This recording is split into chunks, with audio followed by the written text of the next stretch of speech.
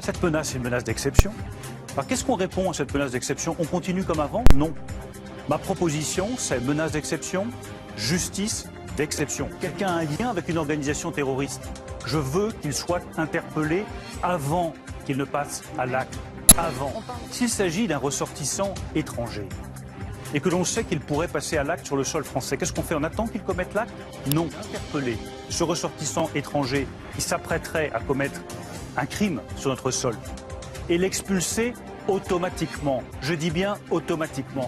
S'il veut faire appel de cette décision du juge, eh bien il fait appel de son pays d'origine, mais il ne reste pas en France. Un étranger qui menace la France n'a pas sa place sur le territoire français. On prolonge l'état d'urgence tant qu'il y a une menace qui pèse sur la sécurité des Français. La protection des Français ne se négocie pas. Oui, la justice d'exception est nécessaire. Il faut le faire, on aura l'occasion d'en reparler, non seulement sur le sol français, mais aussi à l'étranger. Il aurait fallu, comme je le réclame depuis 2 ans, avoir eu le courage de mettre en place une coalition internationale, avec des forces européennes, avec des forces de la région, pour éliminer définitivement l'État islamique. Il est temps que dans la lutte contre le terrorisme, non seulement on maintienne le niveau de sécurité nécessaire en France, on mette en place cette justice d'exception, mais on se donne aussi les moyens d'éliminer le mal à la racine en éliminant Daesh.